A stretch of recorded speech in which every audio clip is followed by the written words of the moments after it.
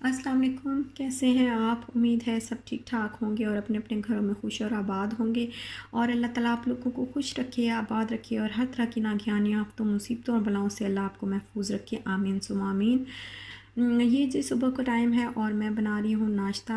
और नाश्ते में जो है इशाल के लिए मैं आज बना रही हूँ इस तरह का ब्रेड, जिसको शायद विंडो एग कहते हैं, विंडो ब्रेड कहते हैं।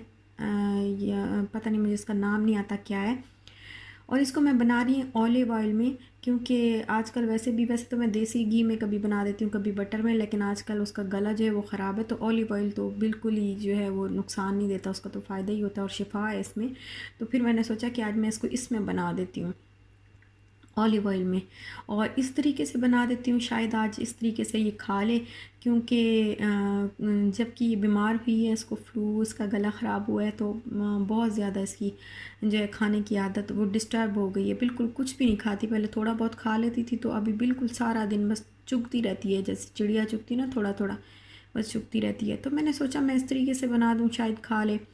फिर इन बच्चों को जो है वो फ़ोर्स भी नहीं करना चाहिए कि नहीं खाओ खाओ, हर सूरत खाओ। बस ये मैं इस पे साल्ट डाल रही हूँ और साथ में ब्लैक पेपर मैं इस पे डाल दूँगी। तो इसको अच्छी तरह फ्राई कर लूँगी। और इसका जो येलो है वो भी मैंने, येलो वाला जो योक है ना इसकी, वो भी मैं इसको अच्छी तरह जो है वो कर दूँगी धीमी आंच पे। ज़्यादा ऑयल मैंने नहीं डाला, हल्का सा ऑयल डाला है और धीमी आंच पे मैं इसको बनाऊँगी, तो इंशाल्लाह खा लेगी वो। मैं कह रही थी कि बच्चों को जो है वो फ़ोर्स भी नहीं कर सकते और करना भी नहीं चाहिए कि नहीं नहीं खाओ खाओ। ऐसे टाइम आता रहता है अक्सर बच्चों पे कि सही ठीक ठाक खाते खाते और फिर कुछ दिन ऐसे आते हैं कि बिल्कुल खाना छोड़ देते हैं। इशाल का तो शुरू से ही ऐसा रहा है कि ठीक ठाक खाना खाती थी और दरमियान में बिल्कुल जैसे 10 से 15 दिन या महीना महीना तो नहीं, खैर 10 से 15 दिन बिल्कुल कुछ भी नहीं खाती थी। इसका सिरिलैक जो मैं बनाती थी ना, इवन आप देखें कि अगर मैं सिरिलैक इसका बनाती थी सुबह शाम, कि चलो शायद खा ले शायद खा ले, क्योंकि कहते हैं अगर बच्चा नहीं भी खा रहा तो उसको फिर भी उसके टाइम पे जो मील है उसका वो आप रेडी करके दें, ताकि उसको पता हो कि ये मेरे खाना खाने का टाइम है और इस टाइम पे मुझे खाना खाना है, ये इस टाइम पे मुझे खाना मिलेगा, तो मुझे रेडी रहना है कि मैंने इस टाइम पे खाना खाना है। तो मैं इसका चाहे ये खाती थी या नहीं खाती थी, मैं इसका ज़रूर बनाती थी सिरिलैक।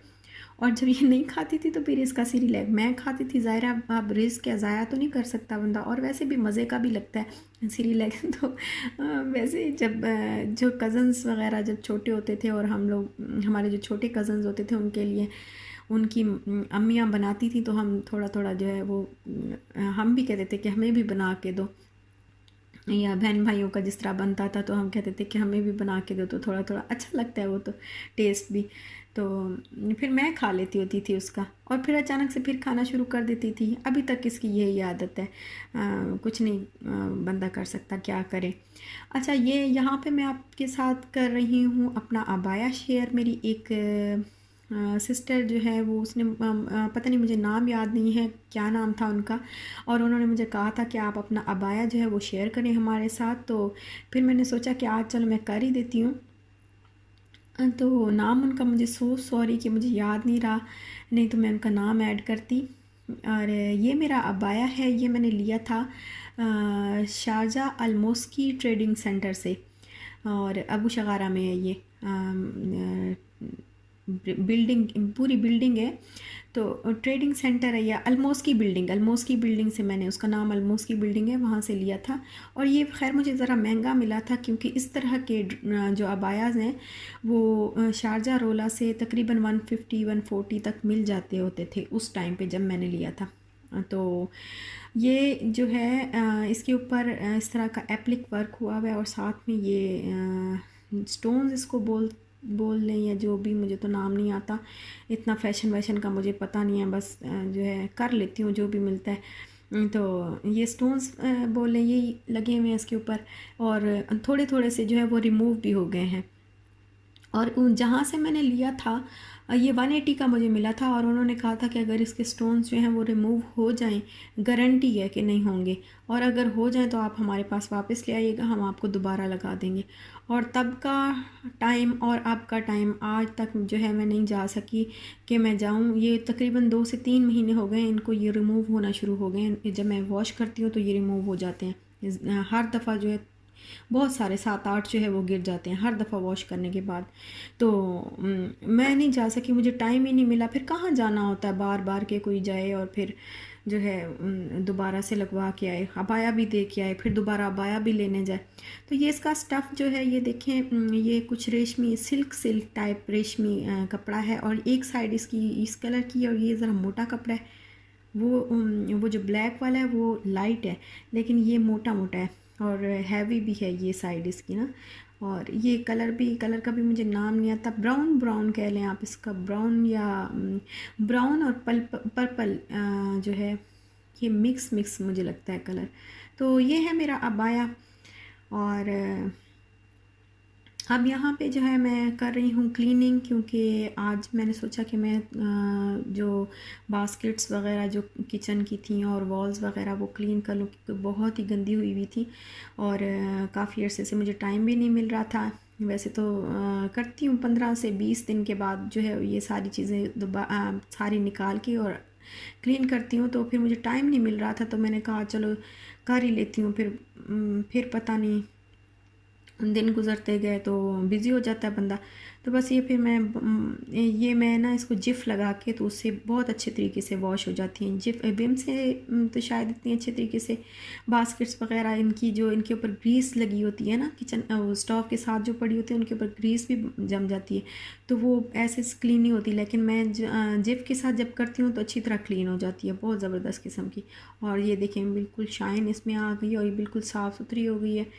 तो बस अब मैं इसके अंदर जो है चीज़ें रख दूँगी, और जो दूसरी मेरी हैं वो भी मैं दूसरी जो ब्लू वाली है बास्केट वो भी मैं स्टैंड, हाँ सॉरी, मेरा गला जो है वो ख़राब हुआ हुआ है और आपको फ़ील हो रहा होगा मेरी आवाज़ से।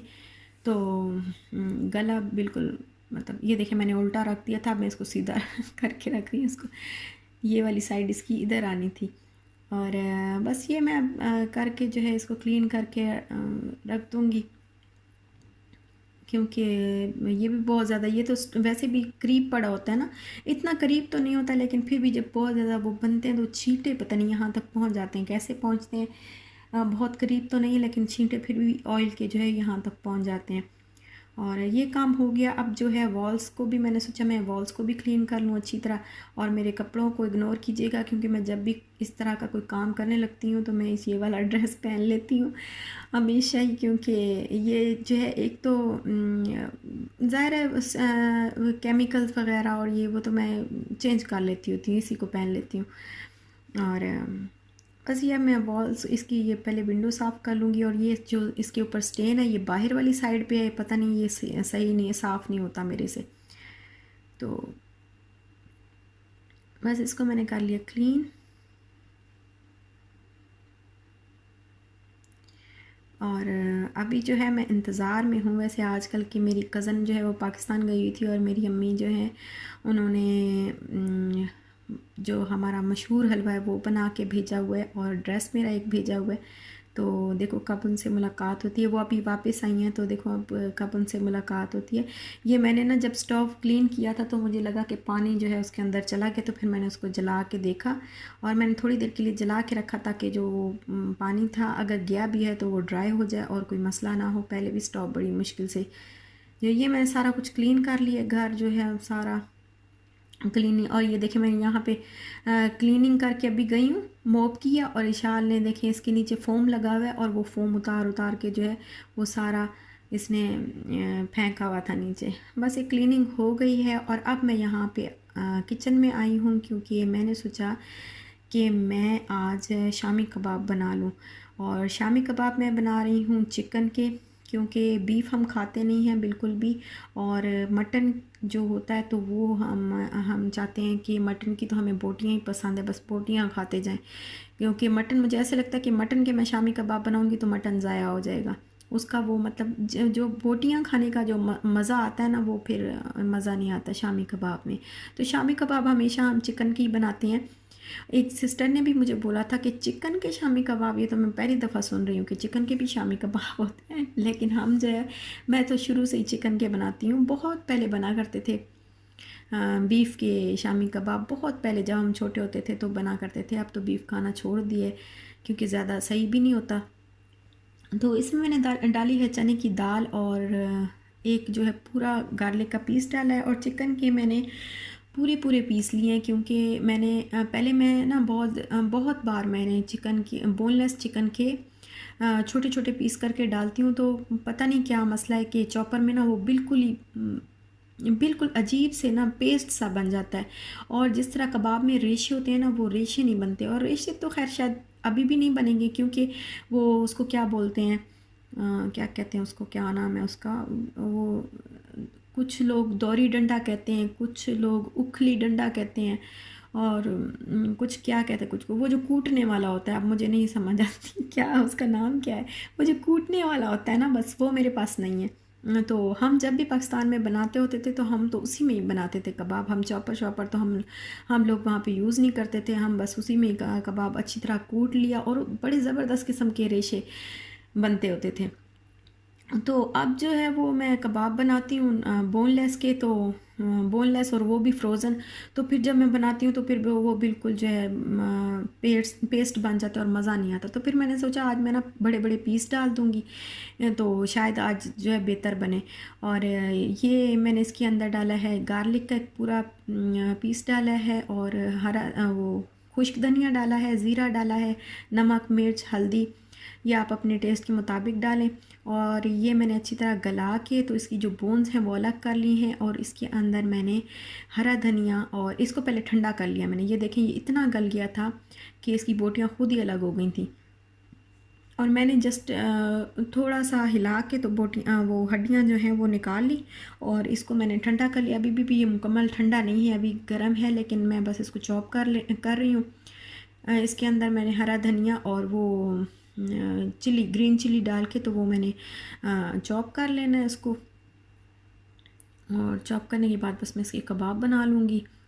तो कबाब जो है वो इस तरह रेशे वाले ही अच्छे लगते हैं, कि मैंने बहुत दफ़ा बनाए और कभी भी मुझसे पता नहीं, दूसरों को शायद अच्छे लगते हों, लेकिन मुझे उस तरह के बिल्कुल भी अच्छे नहीं लगे जितनी बार भी मैंने बनाए। तो आज मैंने सोचा कि मैं तजर्बा कर लूँ।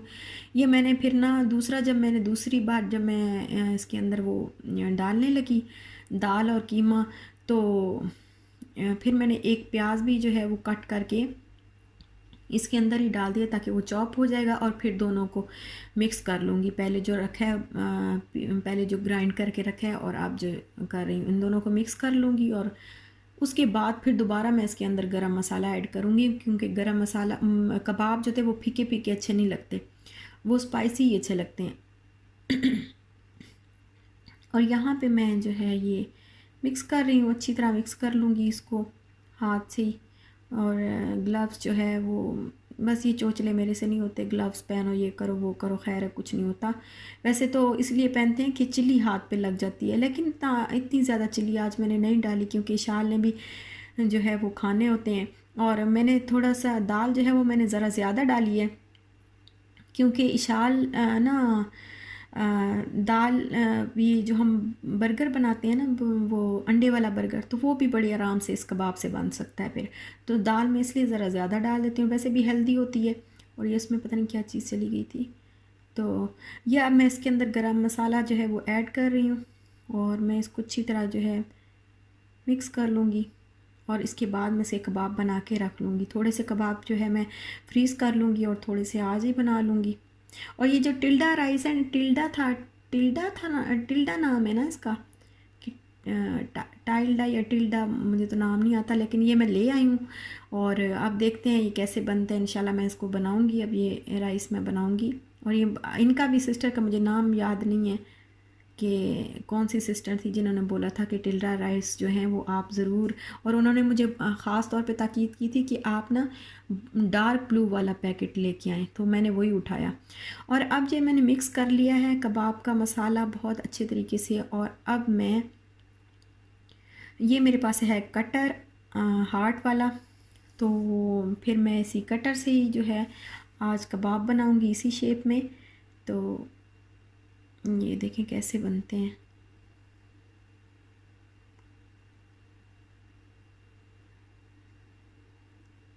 अल्लाह करे अच्छे बन जाए। वैसे बड़ी प्यारी शेप आती है इस तरह।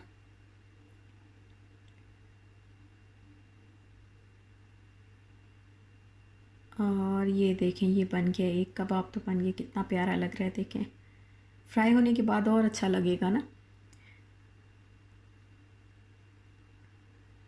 और इसी तरीके से बस मैं अभी सारे बना लूँगी, कुछ जो है वो मैं फ्रीज़ करके रख लूँगी, ताकि जैसे हब्बी को देना होता है लंच, साथ में वो ले जाया करेंगे, और साथ में जो है कभी शाल को बना दिया, हो सकता है ये खा ले अच्छे तरीके से। और हेल्दी होते हैं, चने की दाल तो बहुत ही हेल्दी होती है, साथ में चिकन ज़्यादा नहीं वो होता, लेकिन चने की चिकन डालती भी बहुत थोड़ा हूँ, चने की दाल जो है वो मैं ज़्यादा डालती हूँ, तो हेल्दी भी होता है। एग भी अच्छा, इसमें ना कुछ लोग एग भी शामिल करते हैं, ऐसे जो इस तरह कबाब का मसाला बनाते हैं ना, मसाला बोलते हैं इसको क्या, जो बनाते हैं ना, तो फिर इसमें बाद में इसको पीसने के बाद, कीमे को पीसने के बाद इसमें एग भी ऐड करते हैं, बट मुझे एग ऐड करने की कभी भी ज़रूरत पेश नहीं आई। बहुत पहले मैं किया करती थी, लेकिन उससे ना जो सारा पेस्ट होता है ना वो रनी रनी सा हो जाता है, जो मसाला होता है, तो वो फिर मेरे से सही नहीं बनते, वो कबाब जो है वो टूट जाते हैं फ्राई करते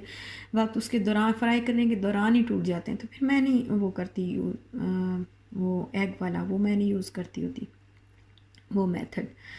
तो ये बन गए हैं कबाब सारे, और बड़े अच्छे लगे हैं, बन के कितने अच्छे तैयार हुए हैं। तो अभी इसको मैं कुछ जो है, अभी ये तो मैं फ्रीज़ करने के लिए रख दूँगी, और कुछ मैं अभी फ्राई कर लूँगी। तो बस एग जो है वो मैंने बीट करके और उसके अंदर हल्का सा नमक डाल के, और पता है आप लोगों को सभी बनाते हैं, बहुत अच्छे बनाते हैं, सारी मेरी बहनें बहुत अच्छा बनाती होंगी खाना, तो माशाल्लाह सारी अच्छा बना लेती हैं। और एग जो है बस वो बीट करके उसके अंदर थोड़ा सा नमक डाल के, तो उसमें डिप करके इस तरह बस फ्राई कर लूँगी। और बस ये जो है ये कबाब, ये दिल वाले कबाब जो है ना, ये मेरा दिल ले गए हैं, और अब मेरा बड़ा दिल कर रहा है कि मैं इनको जल्दी जल्दी जो है फ्राई करके खा लूँ।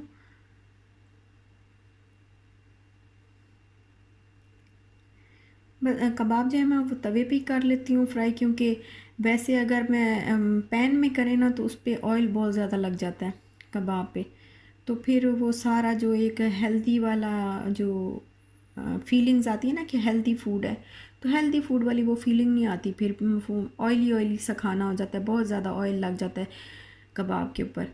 तो बस ये मैं ना ज़्यादातर तवे पे ही फ्राई कर लेती हूँ कबाब को, कभी कर लूँ पैन में तो अलग बात है। पहले मैंने एक रेसिपी दी थी मेरी चैनल पे, में एक रेसिपी है कबाब की, बट वो जो है ना इतने सही नहीं बने थे उस दिन। आज जो है कबाब, मुझे लग रहा है कि आज कबाब का जो है ना अच्छा बना है, इनका जो कीमा जो मसाला जो बना है ना वो अच्छा बना है मुझे लग रहा है। और बस मैं इसको फ्राई करके तो फिर अब मैं खाती हूँ कबाब, और इजाज़त दीजिएगा। इंशाल्लाह फिर मिलेंगे नेक्स्ट व्लॉग के साथ।